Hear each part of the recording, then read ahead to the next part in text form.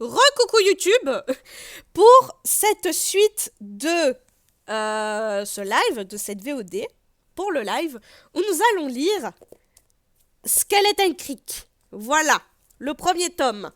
Je ne sais pas à quel chapitre on va s'arrêter, mais en tout cas, on va lire plus ou moins jusqu'à 16 heures. Et, attendez, je vais peut-être prendre de la musique d'ambiance. Kevin MacLeod.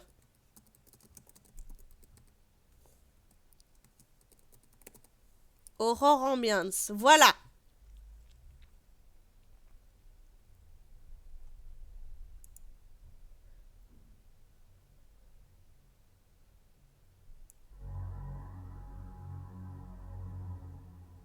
Voilà. Ça, c'est bien.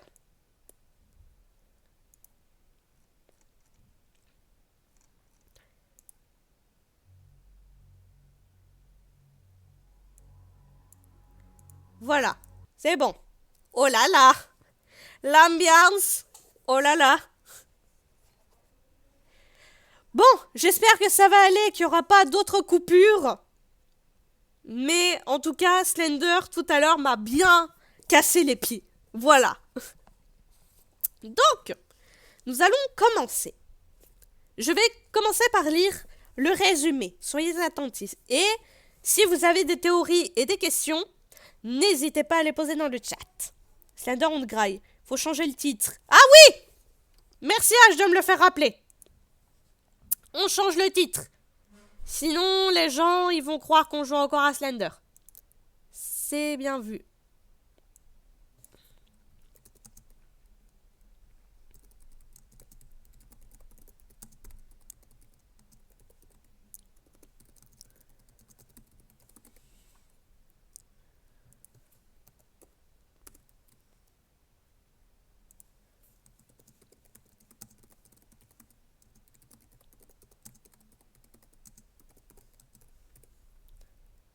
C'est bien de me le faire... Est-ce que ça existe des live lectures? Non, ça n'existe pas. Je vais mettre le live en discussion.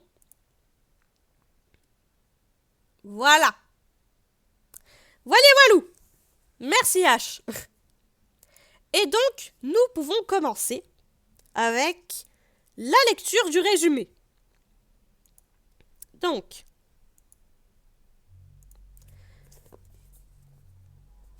je suis désolée, l'ambiance de fond n'est pas ce qu'il faut, mais j'ai un peu le soleil dans la gueule. Quoique, je peux enlever les rideaux à présent. Je peux enlever le rideau à présent pour essayer d'avoir un petit peu plus de luminosité.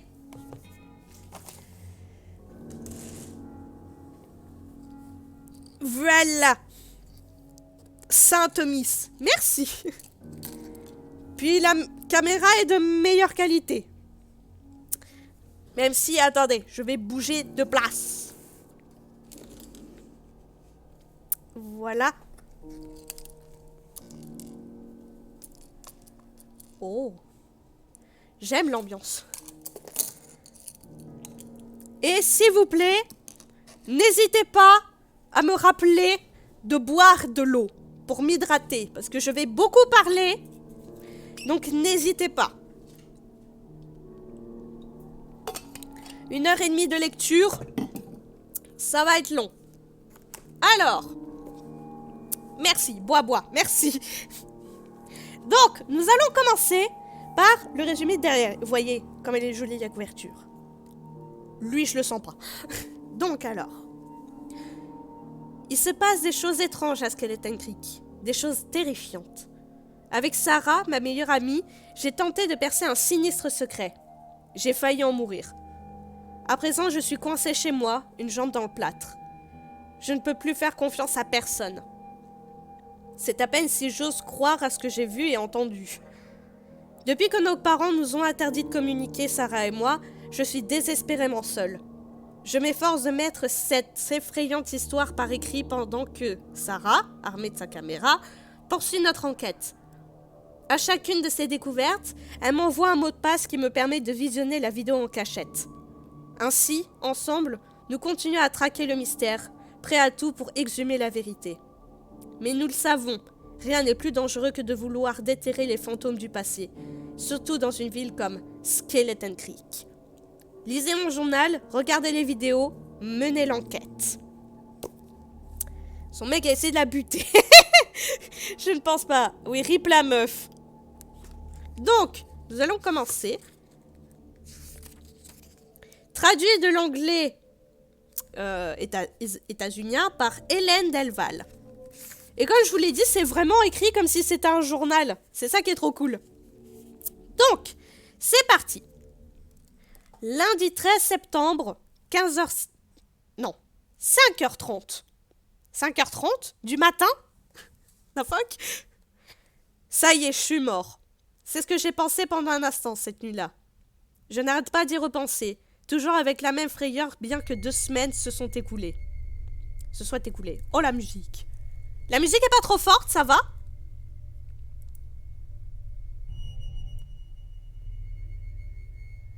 Voilà. Voilà, merci.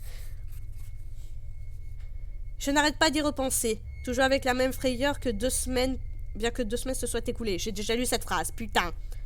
Je l'entends quasi pas. Merde. Je vais la mettre comme ça. Ça vous va? Voilà, ça vous va. 14 jours et 14 nuits à ruminer les événements, me laissant plus terrifié et plus incertain que jamais. Ce qui signifie, je suppose, que ce n'est pas encore terminé. Quelque chose me dit que ce ne sera jamais vraiment terminé. Cette nuit, j'ai dormi dans ma chambre pour la première fois depuis que tout est arrivé. Je m'étais habituée à être réveillée dans mon lit d'hôpital par les pas traînants de l'infirmière, son odeur de craie sèche, la douce pression de sa main sur mon épaule. « Le docteur va passer. Il aimerait te voir réveillée. Tu peux t'asseoir, Ryan? Tu veux bien faire ça pour moi? » Pas d'infirmière, ni de docteur ce matin. Et pas d'odeur de craie pour me tirer du sommeil. Oula, what? Rien que le premier train qui traverse la ville en cahotant à 5h30. Sauf que dans mon esprit engourdi, ce n'était pas un train qui passait, mais je ne sais quoi de menaçant, de furtif, s'insinuant dans les ruelles aux premières lueurs de l'aube, à l'affût. Le soulagement a suivi l'effroi. J'ai simplement retrouvé mon état naturel d'angoisse et de paranoïa, dû à mon imagination débridée. Autrement dit, je suis de retour à Skeleton Creek. D'où elle se réveille à chaque fois à l'hôpital, elle était malade. Pour ceux qui n'ont pas suivi, je pense que nous sommes un mec, appelé Ryan. Voilà.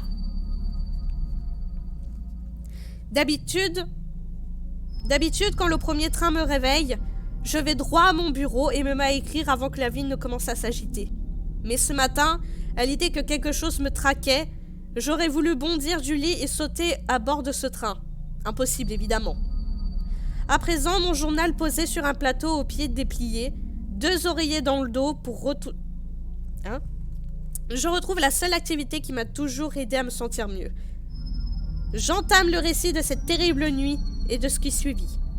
Merdouille! Ah, c'était un mec. Bah oui, il s'appelle Ryan! Lundi 13 septembre, 6h03. Donc nous sommes le même jour, juste quelques minutes après.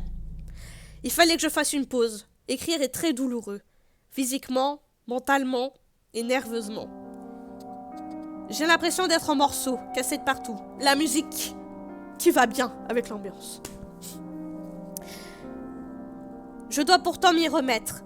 Ces 2 semaines à l'hôpital sans mon journal m'ont laissé affamé de mots. Je vais juste baisser un petit peu la musique pour moi, parce qu'elle est très forte dans mes oreilles. Voilà, merci. Faut boire, Miss, faut boire. Mais je vais pas boire à chaque phrase. Mais merci, c'est gentil de me le rappeler. Je croyais que c'était Ayane. C'est qui Ayane? Je sais pas. J'ai pas vos rêves. Je dois pourtant m'y remettre. Ces 2 semaines à l'hôpital, ça j'ai déjà lu. J'ai déjà tenu des tas de journaux. Mais celui-ci est particulièrement important pour 2 raisons. Raison numéro 1, je ne l'écris pas pour moi. Je le dessine à quelqu'un, ce que je n'avais encore jamais fait. Raison numéro 2, j'ai le pressentiment que je n'en écrirai pas d'autres. Ce sera mon dernier. Si quelqu'un trouve ce journal et se demande qui en est l'auteur, qu'il sache que mon nom est Ryan. Je vais bientôt fêter mes 16 ans, je suis donc presque en âge de conduire. Encore que pour ça, il me faudrait une voiture. On dit que je suis grand pour mon âge, la musique est forte.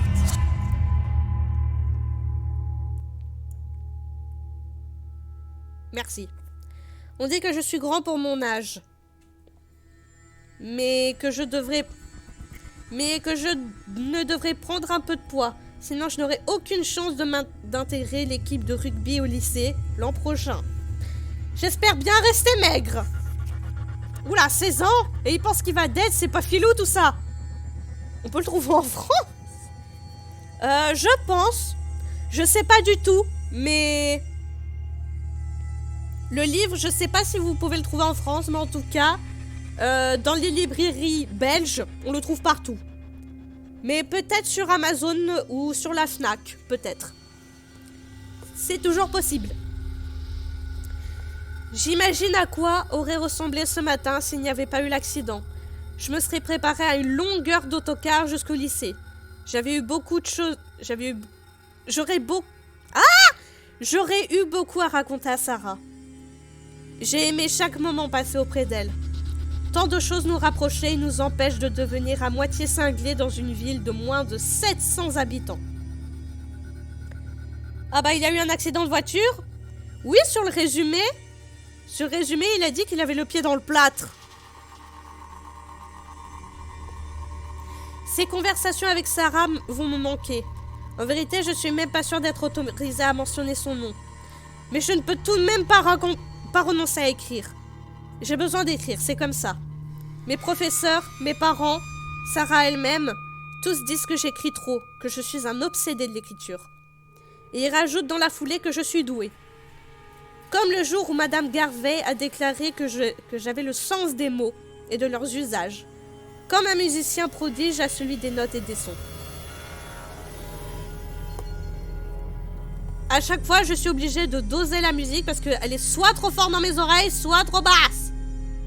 Ta gueule, je m'entends plus parler. Je vais demander à mon prof de français de travailler dessus, c'est trop bien.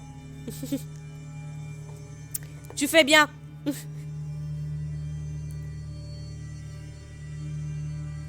Et si jamais il y en a qui l'ont pour sa liste de lecture pour le lycée ou pour l'école, on peut toujours les lire ensemble. C'est bien de lire à plusieurs. Où en étais-je? Mon explication est plus simple et, j'en suis presque sûre, plus juste que celle de mon professeur. J'ai beaucoup écrit, chaque jour, chaque année, des années d'affilée. Le talent naît de la pratique. Mes écrivains préférés sont ceux qui ont déclaré ne pouvoir vivre sans écrire. John Steinbeck. Je vais avoir du mal à dire ces mots. Ernest Hemingway, Robert Frost, des types pour qui l'écriture était aussi nécessaire que l'air et l'eau. Écrire ou mourir. Cette devise me convient. Car j'en suis là. Écrire ou mourir. Bon, Ryan, tu vas dead à cause d'un accident, c'est dommage. Si je feuillote les journaux que j'ai tenus, j'y trouve 2 sortes de textes. Des histoires d'horreur de mon invention et les récits d'événements étranges survenus à Skeleton Creek. Pourquoi? Sans doute parce qu'un écrivain traite des sujets qu'il connaît. Et j'ai connu la peur toute ma vie. Je ne pense pas être un trouillard. Si je l'étais, je ne me serais pas mis dans cette situation. Mais je suis du genre à analyser, m'inquiéter, me tourmenter. Si j'entends un grattement sous mon lit, réel ou imaginaire, je fixe le plafond pendant des heures en me demandant quelle espèce de créature aiguise ses griffes sur le plancher. Je me la représente avec des crocs, de longs cheveux osseux, de longs doigts osseux, des yeux rouges et globuleux. Pour un garçon comme moi, anxieux et doté d'une vive imagination, Skeleton Creek est le pire endroit où passer son enfance. Ce que j'écris a changé au cours de cette année.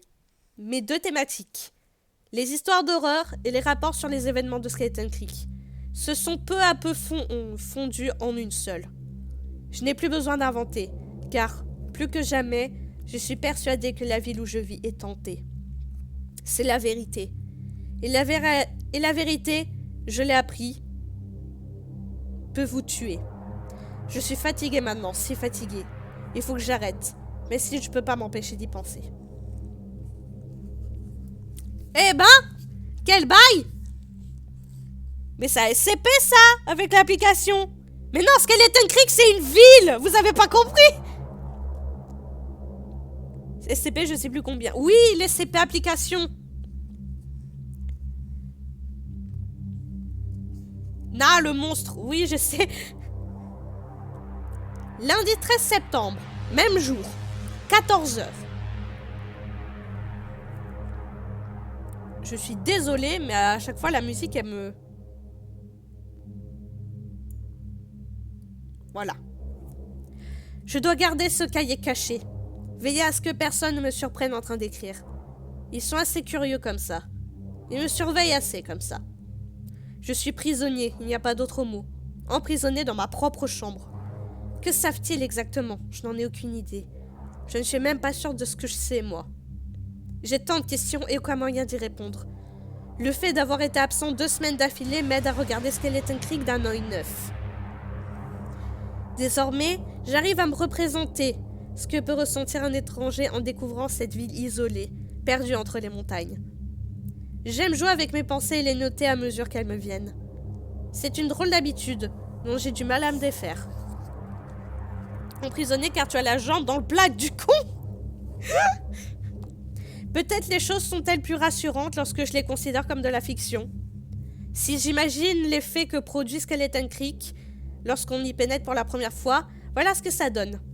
Le soleil vient à peine de se lever quand une portière s'ouvre. Un homme sort de sa voiture et se plante au bord de la route, les yeux fixés sur la forêt qui cerne la ville. Un brouillard gris, épais et tenace, s'accroche aux arbres. Il dissimule on ne sait quoi de malfaisant tapis dans les bois. L'homme remonte dans sa voiture, verrouille la portière et observe les rues à travers le pare-brise sale. Qu'est-ce qui a mis cette petite cité à genoux, se demande-t-il. Cet endroit n'est pas mort, ni en train de mourir. Il a juste été oublié. Comme Silent Hill! Non, pardon. Il faut pas qu'il le trouve. Il en a plusieurs exemplaires à la portée de tous. Gardez le cahier caché. Le livre dans toutes les librairies de Belgique. C'est vrai. La voiture décrit alors un rapide demi-tour, car l'homme au volant a senti une menace planant sur la ville solitaire, que la lumière du jour ne repoussera jamais.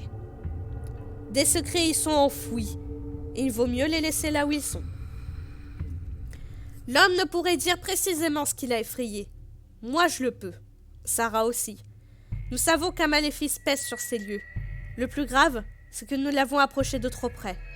Je ferme ces cabiers. On vient. Ok, on vient. Au revoir. Alors, lundi 13 septembre, même jour, 16h30.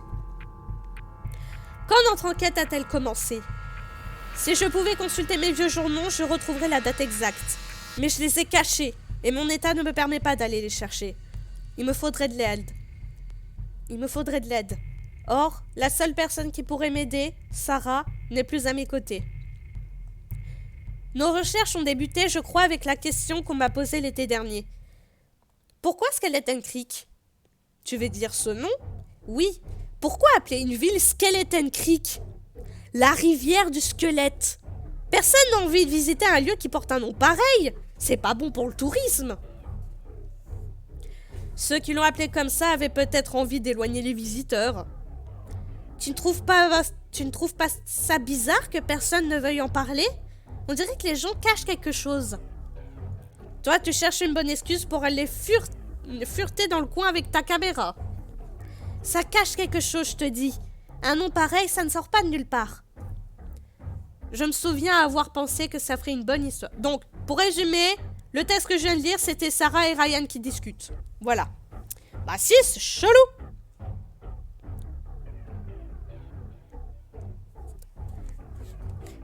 MDR, Sarah, elle cherche le business. Business.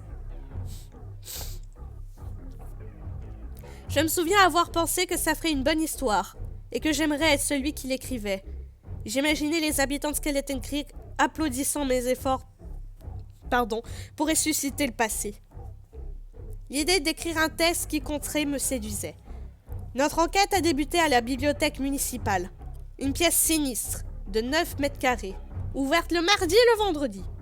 Non, le mercredi.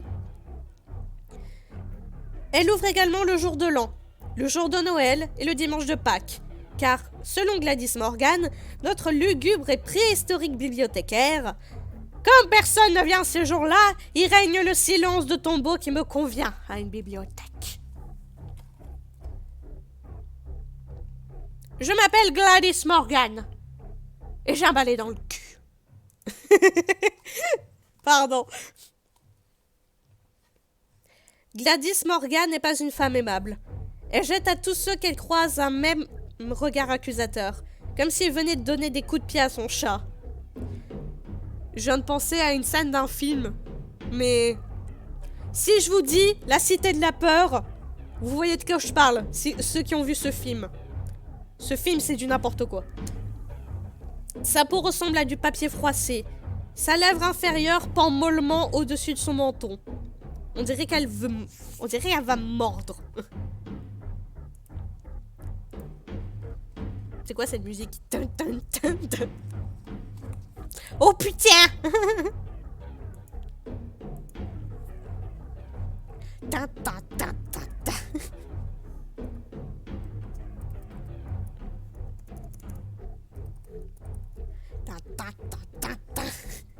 Ça met du suspense.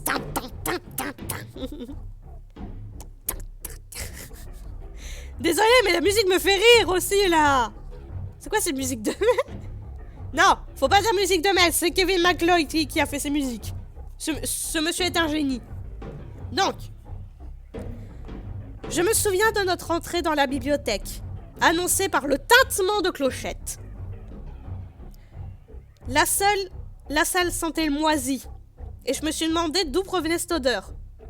Des vieux livres ou de la gardienne? Tandis que je balayais du doigt la tranche des plus ennuyeux ouvrages jamais rassemblés, Sarah harcelait Gladys de questions jusqu'à ce que celle-ci l'arrête d'un geste de la main et se décide à parler. La ville s'appelait autrement avant 1959. Elle a extirpé de sous son bureau, qui est tombé lentement en ruine depuis moins 100 ans, un casier à bouteilles plein de journaux déchirés et jaunis. Donc je m'y m'a fait comme ça. Voilà. J'ai cru qu'elle allait la gifler. Vous n'êtes pas les premiers à poser cette question. Je vais donc vous prévenir, comme les autres. Elle a jeté un coup d'œil vers la rue à travers les rideaux sales avant de pousser la caisse sur le bureau. Je mime aussi, voilà. Ce qui a laissé une large trace dans la poussière. D'un ton bizarre, presque superstitieux, elle a dit « Lisez-les si vous voulez, mais après oubliez tout ça. Vous ne feriez que vous attirer des ennuis, de toute façon. » Gladys a enlevé ses lunettes et sorti un mouchoir de sa poche pour nettoyer ses verres. Le mouvement de ses mains ridées faisait danser les ombres derrière elle, sur le papier peint en lambeaux. « Je note que vous avez emprunté ces documents. Rapportez-les mardi. Le tarif est $1 par journée de retard. » Je sais pas si je fais bien la vieille mégère. Gladys, car vous êtes des adolescents de merde. Ça va, elle a l'air sympathique Gladys quand on s'y intéresse. Après quoi, la bibliothécaire s'est fermée comme une huître. À croire qu'elle craignait les oreilles indiscrètes et qu'elle estimait nous avoir déjà révélé plus qu'elle n'aurait dû. Mais Gladys Morgan nous avait donné une piste, un fil à tirer. Mais nous n'imaginions pas quel problème cette piste allait nous entraîner. Toujours le même jour, 18h40. J'ai marqué une pause parce que tout ça me rappelle Sarah. Je me demande si elle raconterait les faits de la même façon que moi. Pas en les écrivant, évidemment. Ce n'est pas mon truc, comme elle dit toujours. Mais ses souvenirs correspondent-ils aux miens? Quand je regarde en arrière, je vois des signes annonciateurs du danger. Quand Sarah regarde en arrière, elle voit des raisons de partir à l'aventure. Elle me manque. Je lui en veux. J'ai peur pour elle. J'ai peur d'elle. Pas beaucoup. Un peu tout de même. Il faut que tu saches, Ryan. J'ai eu tort d'écrire je lui en veux. Elle m'a pas obligée à la suivre. J'y suis allée de mon plein gré. C'est moi qui me suis mis en danger, même si je n'étais pas conscient. Ce que je veux dire, c'est que rien ne serait arrivé si Sarah n'avait pas été là. Maintenant, elle me manque vraiment. Et je lui en veux vraiment. Et je suis sûre qu'elle racontera pas cette histoire comme moi. Où en étais-je? Ah oui. Nous avons commencé à lire les vieux journaux de 1947 à 1958. Il y avait une parution mensuelle pour les 1200 habitants que comptait alors la ville. Le titre du journal était des plus banals. Le mensuel de Lingford. Ainsi avons-nous appris qu'autrefois, notre ville s'appelait Lingford. Ça sonnait bien, c'est ce que j'ai pensé sur le moment. Le titre du journal est devenu plus intéressant en 1959, quand il a été renommé l'Irrégulier de Skeleton Creek. Un nom approprié puisque nous n'avons trouvé qu'une poignée de numéros publiés entre 1959 et 1900... Je dis 75 ou 75? Je vais dire 75 pour que les gens me comprennent. À force de vivre en Belgique, j'ai pris habitude. Ryan, t'es chiant à parler Sarah, on veut savoir ce qui se passe. Quand le rédacteur en chef s'est enfui à Reno, dans le Nevada, en emportant le matériel d'imprimerie. Ok, ça c'est bizarre. Lingford avait été bâti au bout d'une longue route déserte, au pied d'une montagne couverte de forêts, à l'ouest de l'Oregon. La ville a changé de nom à la demande d'un dirigeant de la New-Yorkaise Or et Argent, une compagnie minière. Cela nous a étonnés, que des gens de New York aient pu s'intéresser à ce trou perdu, nous a même paru ahurissant. Je me revois interrogeant Sarah. Qu'est-ce qui a bien pu pousser une grosse compagnie à rebaptiser la ville? C'est à cause de cette machine monstrueuse dans les bois, m'a-t-elle répondu. La drague. J'en suis... La drogue? C'est écrit la drogue ou la drague? Ça ressemble à un A, donc la drague. Je suis sûre qu'il y a un rapport. Ah, la drague, c'est le nom de la machine! Ok! Il s'est barré à Renault. On a retrouvé le créateur de Renault. Renault, créateur de Renault, s'est barré à Renault. Au bord de sa Renault. Nous étions déjà allés l'examiner. Je parierais que Sarah avait conçu un plan dans sa tête bien avant cela, sans imaginer les conséquences, seulement par amour de mystère. Nous avons rassemblé les bribes d'informations recueillies auprès des gens qui acceptaient de parler, ils étaient rares, et celles trouvées dans les journaux. 30 numéros en tout, incomplets pour la plupart. Nous foncions tout droit vers les ennuis annoncés par la vieille Gladys Morgan. Pourtant, nous avons continué à tirer sur le fil. Au début, j'étais moins enthousiaste que Sarah. Si nos parents avaient découvert nos manigances, ils auraient interdit de nous mêler dans des affaires des autres. Le respect de la vie privée a toujours été une religion dans notre ville. Mais Sarah sait se montrer persuasive. Surtout quand elle découvre un bon sujet de film. Elle est aussi passionnée par le cinéma que je ne le suis pour l'écriture. Notre obsession créative nous attire l'un vers l'autre, comme des aimants. Et j'ai toujours eu beaucoup de mal à lui résister quand elle a décidé de m'entraîner quelque part. Nous avons poursuivi nos recherches. Bien sûr, je sais où cela nous a menés. Je veux juste le mettre par écrit, c'est tout. Le même jour, 20h30. Et vous êtes pas pécho, bordel!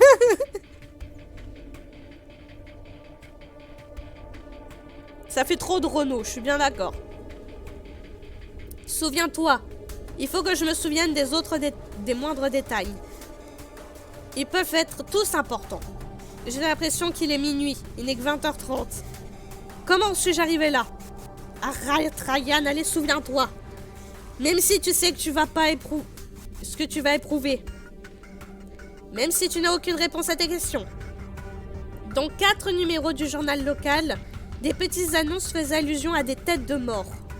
C'étaient des messages énigmatiques, contenant des séries de symboles et de courts textes incompréhensibles. L'un d'eux était ainsi rédigé. Rez-de-chaussée et 7e, 4 après le 9, sur porte-clé 2. Sur porte numéro 2, crâne.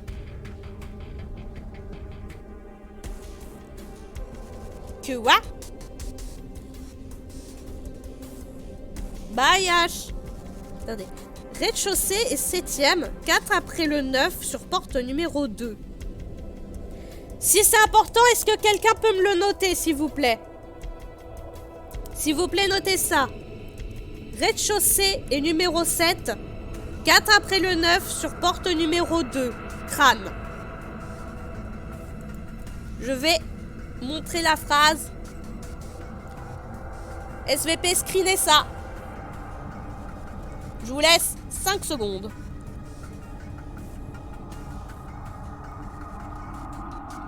« 10 secondes. Voilà.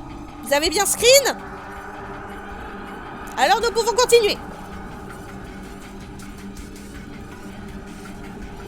Après tout, il faut mener une enquête, nous aussi. Quel individu censé saurait déchiffrer ce charabia? Pas nous, en tout cas. Et merci H, je vais boire de l'eau.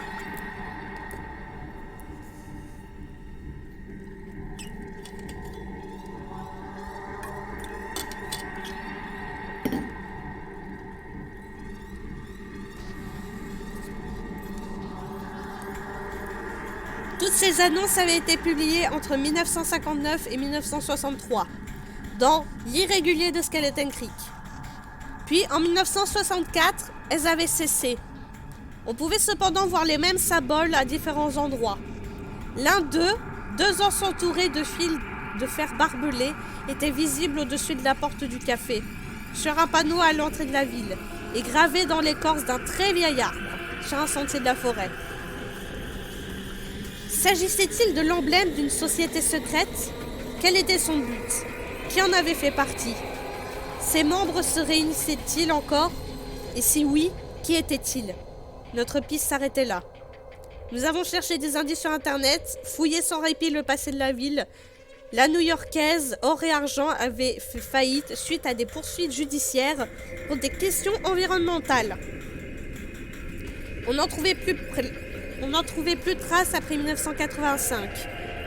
Cela ne nous a pas empêchés de suivre le sentier obscur, dans la forêt, pour examiner ce qui restait de l'exploitation. Est-ce que je préférerais n'avoir jamais emprunté ce sentier? Oui. Non. Je ne sais pas. C'est trop compliqué. Trop compliqué? Rien ne serait arrivé si nous étions restés à distance de la drague. La drague tient une place essentielle dans le sombre passé de la ville. Sa carcasse solitaire est toujours là, abandonnée au plus profond des bois. La drague, nous l'avons appris, était une machine redoutable. Elle servait à trouver de l'or et fonctionnait avec entêtement. 24 heures sur 24 heures, 365 jours par an. Plantée au milieu d'un lac de boue qu'elle avait creusé, elle plongeait profondément dans la terre des seaux gigantesques qu'elle remontait pleins de pierres et de débris. Rien n'échappait à son appétit. Elle avalait tout. Des arbres, des rochers, des bottes de terre plus grosses que moi. Elle les tamisait dans un vacarme rebondissant, avant de les recracher en tas informes de plusieurs mètres de haut. Elle laissait derrière elle une traînée de désolation, tout ça pour arracher la terre quelques minuscules pépites d'or. Tout ça pour de l'or, GG. La tranchée creusée par la drague a formé le ruisseau de 30 km qui serpente de pied de la montagne jusqu'à l'extérieur de la ville. La terre éventrée s'est remplie d'eau sur les rives, les branches délavées des arbres détruits ressemblant peu à peu à des os brisés. C'est un homme au costume venu de New York qui a appelé ce cours d'eau, arraché à la terre et aux cailloux, Skeleton Creek, la rivière du squelette. Peut-être pour plaisanter, peut-être pas. Quoi qu'il en soit, ce nom est resté peu après, il s'est étendu à la ville. Il faut croire que la New-Yorkaise or et argent avait assez d'influence à Lingford pour transformer jusqu'à son nom. Notre découverte la plus intéressante, ou la pire, c'est selon concernait la mort accidentelle d'un ouvrier, le vieux Joey Bush. J'ai cru que t'allais dire velu, j'ai cru aussi. Un seul numéro de journal le mentionnait. Le pantalon de Joey Bush s'est pris dans la chaîne et la drague l'avait emporté, lui broyant la jambe. Oh! Puis elle avait recraché dans la mare bourbeuse. Le vacarme de la machine dans la nuit profonde avait couvert ses cris. Personne ne l'avait entendu. Joey Bush n'est jamais remonté des eaux noires. Oh, le pauvre, c'est hardcore! Oh! Rien de l'imaginer, c'est dégueulasse. Bon, je pense que tout le monde est couché maintenant. Ah oui, même jour 22h. Bon, je pense que tout le monde est couché maintenant. Je peux reprendre mon récit. Hier soir, à mon retour de l'hôpital, j'ai retrouvé mon ordinateur. Cela peut paraître bizarre, mais le formidable pouvoir d'un ordinateur est décuplé pour des êtres comme moi, condamnés à vivre dans une petite ville, loin de tout. Excusez-moi. Il est le seul moyen d'échapper à l'ennui, à l'isolement et à la déprime. C'est encore plus vrai dans mon cas, car Sarah n'arrête pas de m'envoyer ses vidéos pour me demander mon avis. Un simple clic suffit à changer la vie. Parfois pour le meilleur, parfois pour le pire. Mais ça, on n'y réfléchit pas. On clique, voilà tout. Je pense à une vidéo en particulier, celle que Sarah a tournée il y a 15 jours, la veille de l'accident. Cette vidéo aurait dû être un avertissement. Vous êtes allé trop loin, faites demi-tour. J'ai peur de la regarder à nouveau. J'ai peur de la regarder à nouveau, car je sais ce que je vais éprouver. La sensation angoissante que ma vie a été coupée en 2 morceaux. Il y a tout ce qui s'est passé avant et tout ce qui se passera après. À présent, je vais refermer ce carrier, même si je n'en ai pas envie. Je risque moins d'être surpris en écrivant tard dans la nuit. Mais je ne peux pas résister à l'envie de regarder tout de suite la vidéo. Je dois la regarder encore une fois. Maintenant que le pire est arrivé. Peut-être que ça m'aidera. Oh là là, flèche rouge! Peut-être que ça m'aidera. Peut-être pas. En tout cas, il faut que je le fasse. Il le faut, j'ai peur. C'est si facile d'aller sur le site de Sarah. sarahfincher.fr. Entrez le mot de passe Maison Usher. Puis cliquez, rien qu'à clic. Fais-le, Ryan, fais-le. Il y a un petit dessin. Ça, c'est notre première vidéo, les amis. Allons tout de suite sur ce site.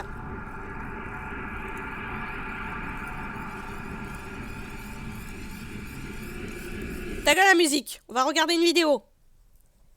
Alors, attendez. Nya. Non. C'est pas ça. Gaming.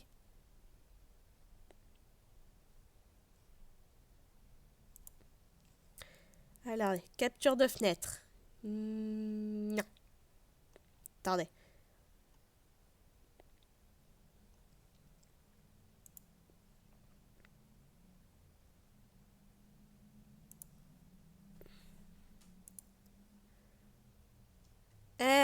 Voilà. Oups. Attendez, parce que...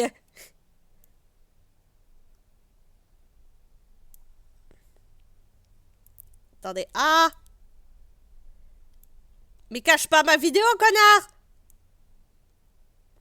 Cache pas ma tête! Ça va pas, non? Non, mais ce site, il est méchant! Cette fenêtre est méchante! Hop, voilà. Alors... Sarah Fincher.fr.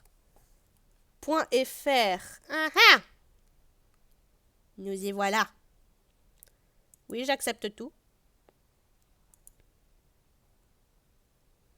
Qu'est-ce qui se passe? Qu'est-ce qui se passe? Alors, oh! Il est beau le site. Ryan, je suis désolée de pour ce qui s'est passé. Au moins, tu es de retour chez toi. J'espère que tu te sens mieux. Je sais que nos parents nous interdisent de nous revoir, mais j'ai besoin de toi pour continuer notre enquête et percer à jour le sinistre secret de notre ville Skeleton Creek. Je sais que c'est risqué de te contacter et que des choses terrifiantes n'arrêtent pas de se produire, mais il faut que tu vois ça, c'est important. S'il te plaît, laisse tomber ce que tu es en train de faire et regarde les vidéos que j'ai tournées. Je les ai protégées par des mots de passe que tu es le seul à connaître. Réponds-moi vite s'il te plaît, le temps est compté. Sarah. Je vais le mettre. Alors, entrez le mot de passe.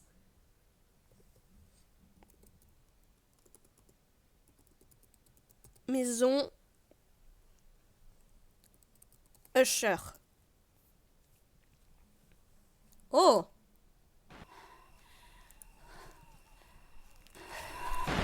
T'aurais dû m'accompagner, Ryan. Moi, je t'aurais jamais laissé venir ici tout seul. C'est en français! C'est en français! Ouais. C'est encore plus flippant que dans mes souvenirs. Tu te souviens de la dernière fois? Je crois qu'on n'est pas allé plus loin que ça. On devait avoir 11 ou 12 ans. Tu te souviens de la trouille qu'on a eue quand on est rentré en courant, en se jurant de ne plus jamais revenir de nuit? Eh bien, je vois que l'un de nous tient sa parole.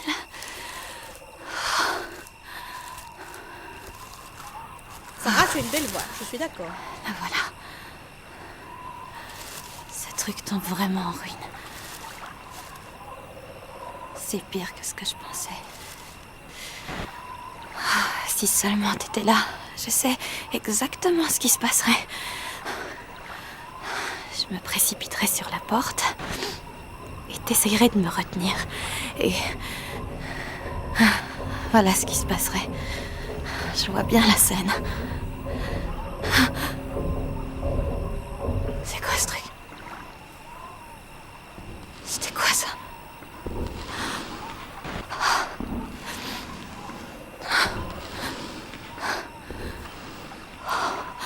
J'ai hyper peur des jumpscares, moi aussi.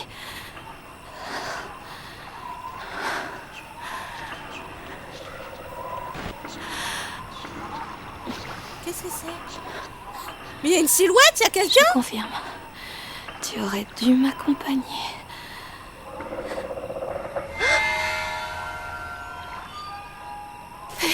Oh non, c'est pas vrai. Oh non, non, oh non, oh non. Oh, la lampe.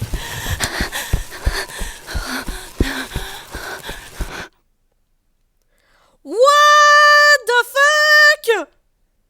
What the fuck? Quoi?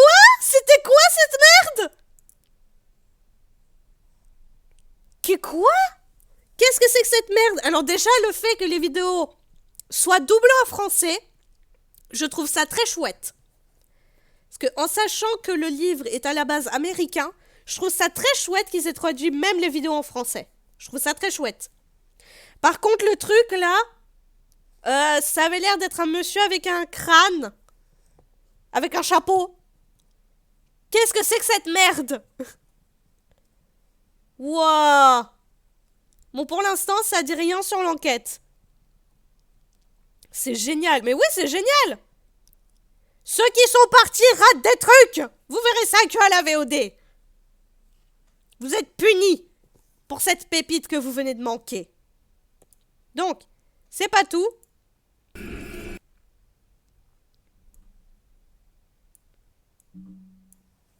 Putain. Freddy Krueger. J'avoue qu'il y a un truc. Bon, c'est Papyrus. Bon. Où est-ce qu'on en était? Alors. Lundi 13 septembre, 23h. Donc, toujours le même jour. Hein. Sarah est allée seule jusqu'à la drague cette nuit-là. Quelle excuse avais-je trouvé? Mes devoirs. C'était un mensonge, elle savait aussi bien que moi. Elle savait aussi bien que moi.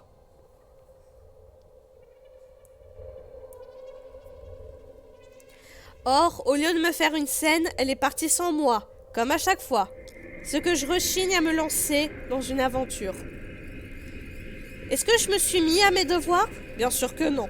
J'ai attendu qu'elle revienne, qu'elle m'envoie un message pour me rassurer. Puis le mot de passe s'est affiché sur mon écran. J'étais heureux de la savoir indemne.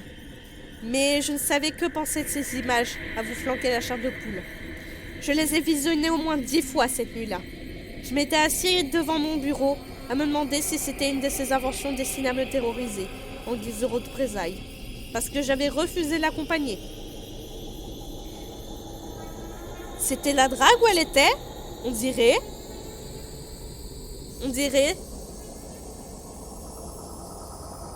C'était bien son style. Elle était capable de monter un coup pour que je culpabilise. Le lendemain matin, je suis allée chez elle avec l'intention de la féliciter. Si elle avait voulu me faire peur, elle avait réussi. J'étais curieux de savoir comment elle avait créé l'hallucinante apparition du visage à la fenêtre. La conversation n'a pas pris le tour que j'attendais. Tu penses que je l'ai fabriqué? Que j'ai pu le supposer semblait lui paraître incroyable. Comme si je m'avais pas déjà berné des millions de fois. J'ai du mal à lire. J'ai cru qu'elle continuait à se moquer de moi. Ce coup-ci, tu m'auras pas. C'est un de tes meilleurs films. Ces bruits métalliques et ce visage. Qui était l'homme derrière les rideaux? Il t'a fallu un figurant. Qui t'a aidé? Elle secoua la tête. Je m'en souviens parfaitement. Je suis allée dans les bois avec ma caméra, c'est tout. Il n'y avait personne avec moi. Tu parles sérieusement? Au bout d'un long silence, elle a posé sur moi ce regard de défi que je connais bien. Tu me crois pas? Accompagne-moi là-bas cette nuit. Tu verras par toi-même. Si cette réplique était dans un film et non dans un journal, je devrais la rembobiner et la repasser. Tu me crois pas? Accompagne-moi là-bas et tu verras par toi-même. Encore une fois, tu me crois pas? Accompagne-moi là-bas cette nuit, tu verras par toi-même. J'ignorais où ça allait nous mener. Comment aurais-je pu le deviner? Elle ne m'avait pas posé une question. Elle m'avait pas dit « Veux-tu m'accompagner vérifier par toi-même » Non, elle a bien dit. Trop maligne pour ça. Elle ne me laissait aucune chance de refuser. Tu me crois pas? Accompagne-moi là-bas cette nuit, tu verras par toi-même. J'en ai marre de répéter cette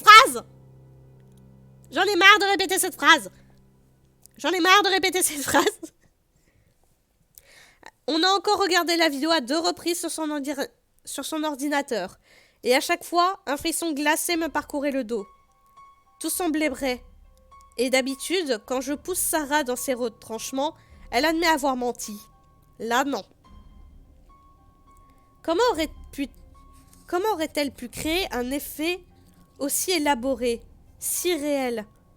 Même pour quelqu'un d'aussi doué qu'elle, ça paraissait impossible. Au final, Ryan a perdu une jambe. Alors je l'ai cru. Ce soir à minuit, a-t-elle déclaré. On se retrouve au début du sentier et on y retourne ensemble. Tu es sûre de toi? Tu plaisantes? Cette ville est lugubre à en mourir.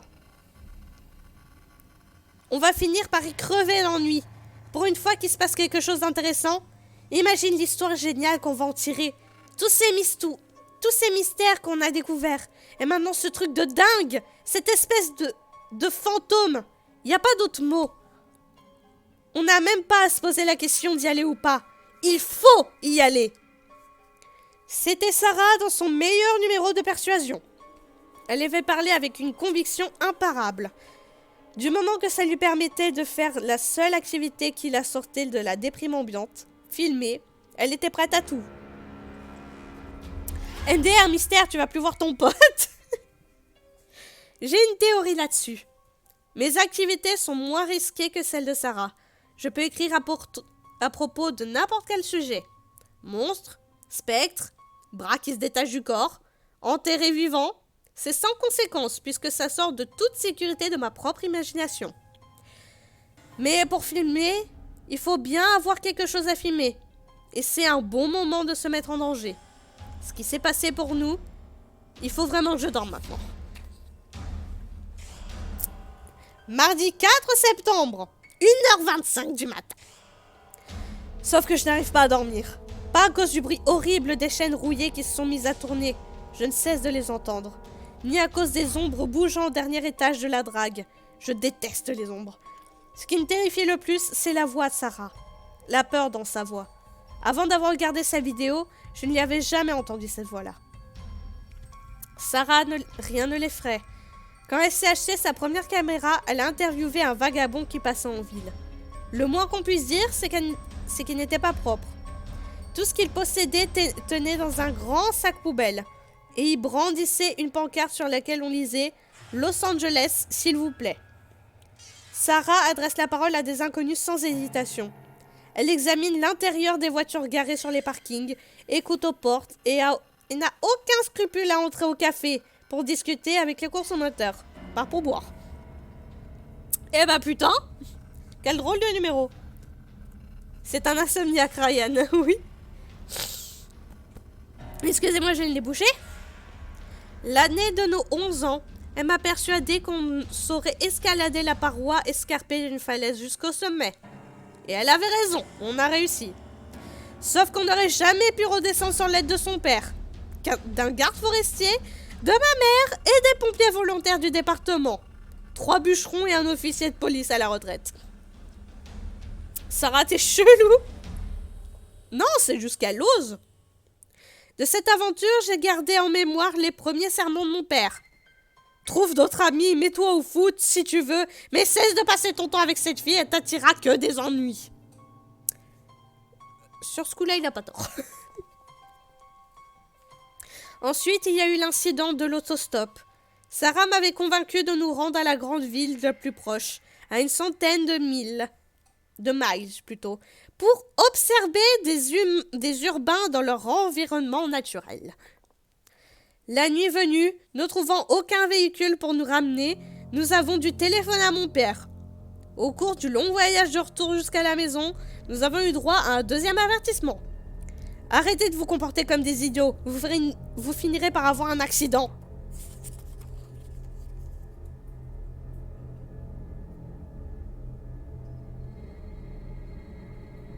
Quoi ? Attention, votre compte a été signalé par plusieurs utilisateurs. Relancez votre live, sinon votre compte au Twitch sera...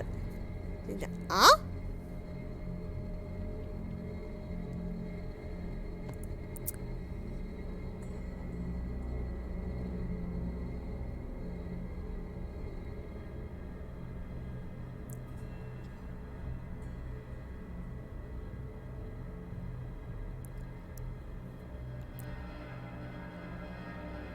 Attends, c'est toi ou moi? Je sais pas du tout.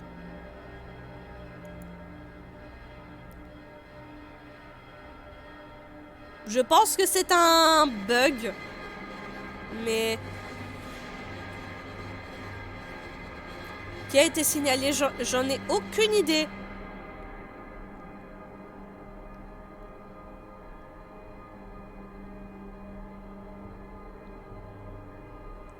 C'est très bizarre. Attendez. Je vais essayer de relancer le live.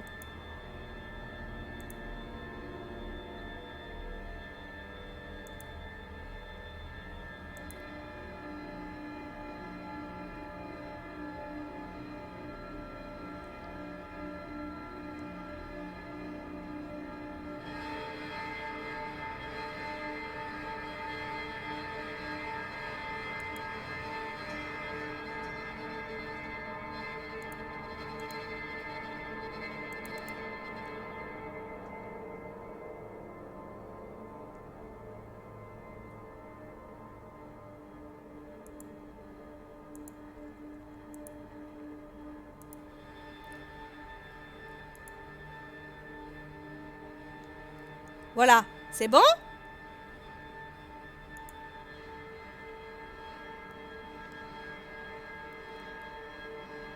Normalement, c'est bon, hein.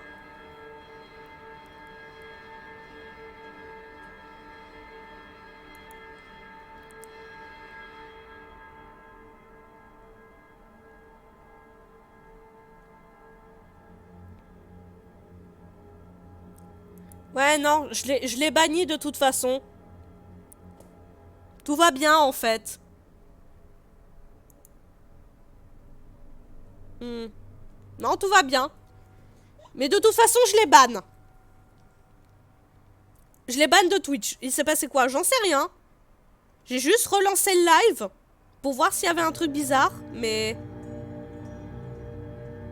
Je les banne. Voilà. Ban définitif.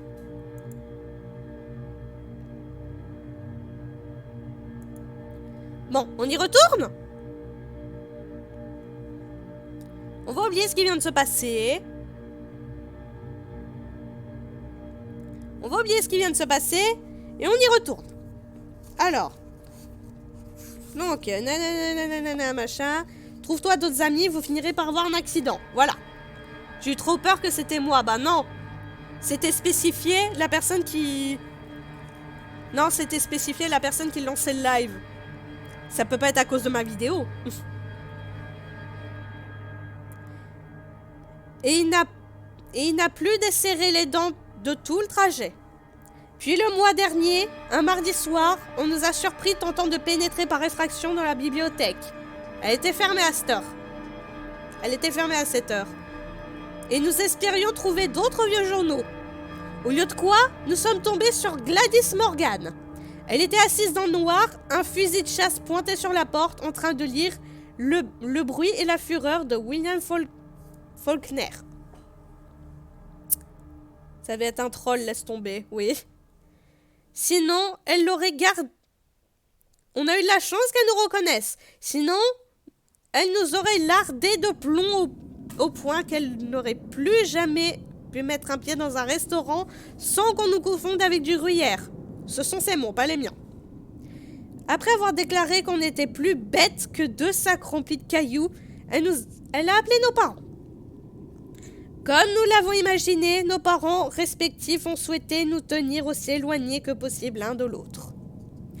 C'est la somme de tous ces problèmes qui les a rendus inflexibles quand les choses ont fini par mal tourner. Voilà pourquoi, s'ils maintiennent leur interdiction, Sarah et moi, nous ne nous reverrons plus.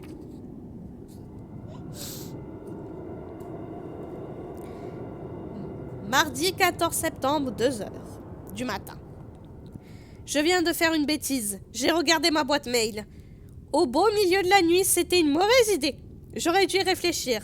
Mais ma messagerie restait vide depuis hier. Pas même un malheureux « bon retour à la maison » de toute la journée. Je me suis demandé si mes parents avaient intercepté quelque chose et l'avaient supprimé. Ils surveillent tout dans les moindres détails. Et là, un message vient d'arriver. Je l'ouvre ou pas?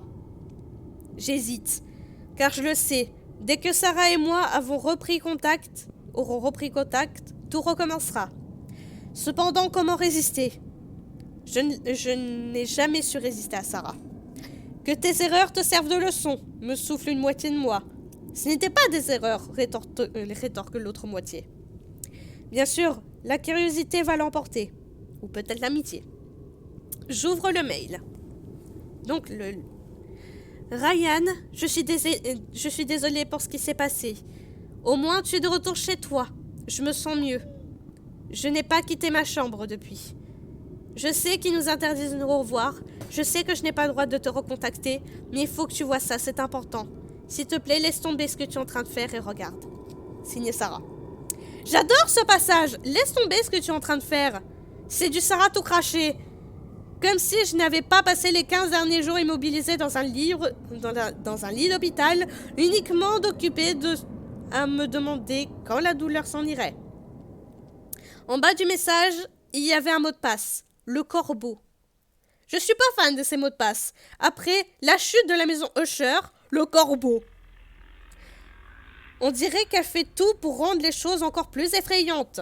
Elles le sont assez comme ça, sans qu'il y ait besoin de réveiller Edgar Poe. C'était l'amour, ça, pas l'amitié. et ses contes horrifiques d'entre les morts. Elle savait que je trouverais son message au milieu de la nuit, à l'heure où mes parents dorment, et à chaque ombre me semble être une menace.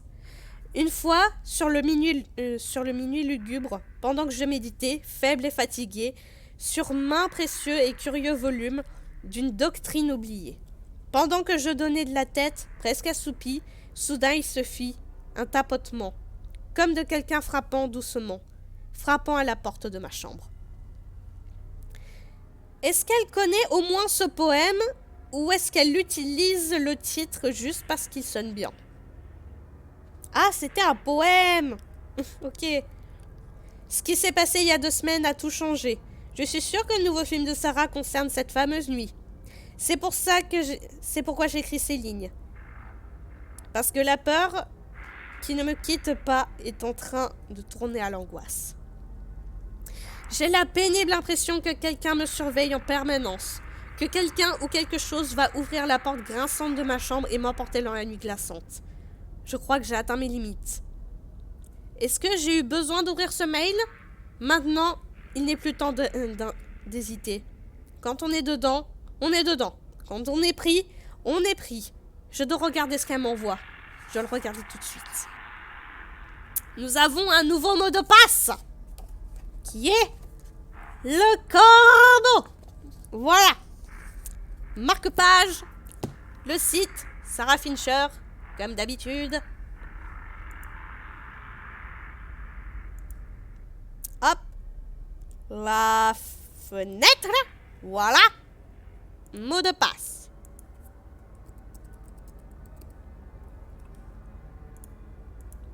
Ta gueule. Le mot de passe. Le corbeau.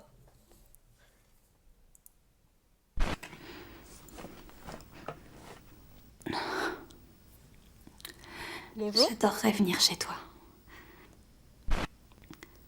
Nos parents, cette fois, parlent sérieusement. Et c'est ma faute. Mais cela dit, tout est toujours de ma faute. C'est bien que tu le reconnaisses. Je suis même pas retournée dans les boîtes depuis la nuit où on y est allé. Ouais, enfin. Je suis pas beaucoup sortie. C'est quoi ce bol de médicaments qu'elle a à côté d'elle? On dirait des médocs. Écoute, Ryan. Là. Je sais que c'est risqué de te contacter. Je sais pas pour tes parents. Si les miens découvrent que je t'envoie des messages, ça ne fera qu'empirer les choses. Il faut agir en secret, ok? Je pense que tu peux le faire, mais...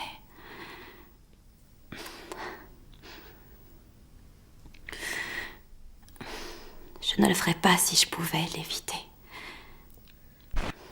J'ai des images.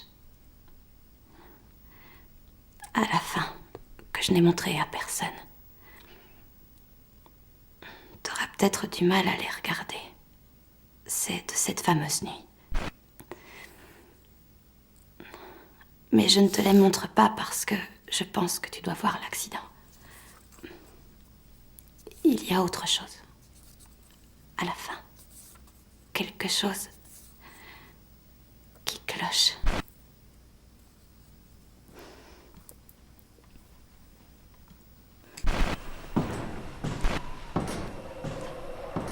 Ok.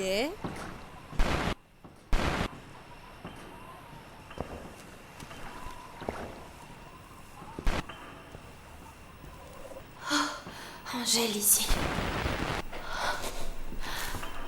C'est quoi ce bruit? Non mais Ryan est monté et pas toi. Franchement, on devrait sortir de là. Il fait un froid. Sarah! Ryan!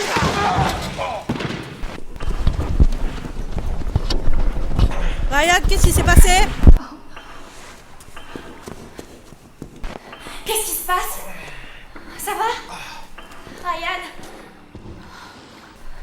T'as mal? Tu peux bouger? Ça va?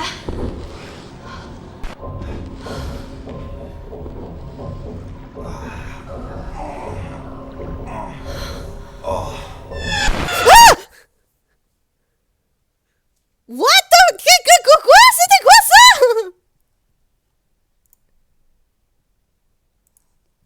j'ai eu peur! On a bien vu ce qu'on a vu! Oh, j'ai eu peur! C'était quoi cette merde? Oh putain!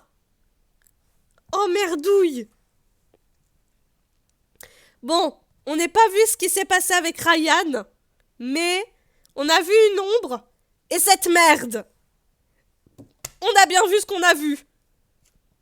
Enfin, Sarah et Ryan ne l'ont pas vu. C'était quelqu'un qui disait bonjour à la caméra. Bah, ça n'a pas trop marché vu que la caméra s'est éteinte après. Oh, j'ai eu peur!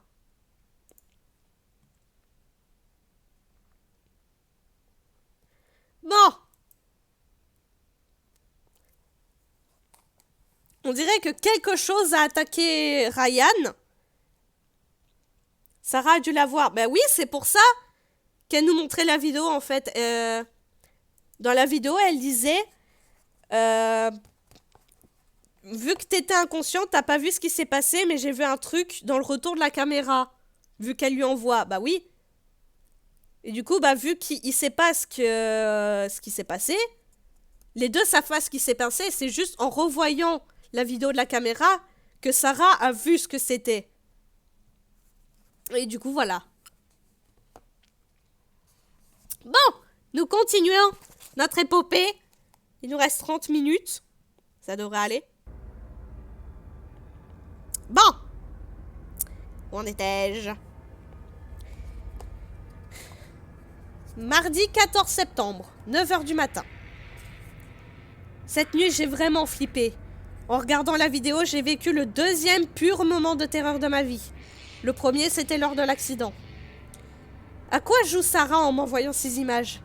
J'ai plus d'une fois connu la peur. En fait, j'ai presque tout le temps peur. Il y a un aveugle assis devant le bar de l'Arc-en-Ciel et, quand je passe, il me suit de son regard mort. Ça me fait peur. À la maison, j'entends l'escalier craquer la nuit, lorsque tout est silencieux. Et j'appelle, mais personne ne répond. Ça me fait aussi peur. La chose tapis sous mon lit, Gladys et son fusil de chasse, la forêt, la nuit, tout cela me fait peur. Et ne cesse de tourner dans ma tête, comme du linge dans le tambour d'une machine à laver. Mais regardez... J'ai cru que c'était le bruit de Kate, la musique. Non mais sans blague, Ryan. Par contre, la voix de Ryan... la voix grrr. Mais regardez, cette vidéo était un tout autre ordre. Mais la musique, on dirait les bruits de Kate. Ça me perturbe, j'ai l'impression que Slender, il est ouvert en fond. Je n'ai même pas pu le mettre par écrit. J'ai allumé toutes les lumières que je pouvais atteindre. J'ai branché la radio et écouté la chaîne religieuse jusqu'au moment où il a été question de combat contre le démon. Ce qui n'a fait qu'attiser ma peur. Si la vidéo m'a effrayée à ce point, c'est parce qu'elle m'a ramené à cette terrible nuit. Je n'en avais gardé en mémoire que des fragments. Maintenant, je m'en souviens.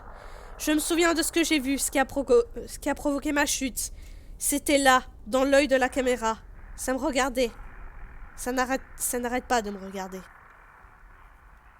Il a peur de tout, ce garçon. Bah, en même temps, je le comprends. Je me revois à l'hôpital. Je me rappelle de ce que j'ai éprouvé en reprenant conscience. L'instant d'avant, je tombais. Puis j'ai vu le visage de Sarah penché sur moi dans la pénombre, mais je n'entendais pas ce qu'elle disait. J'avais l'impression que ma jambe était explosée. J'ai perdu connaissance. Quand j'ai rouvert les yeux, je m'attendais à découvrir le plafond de ma chambre, à sentir l'odeur du café montant de la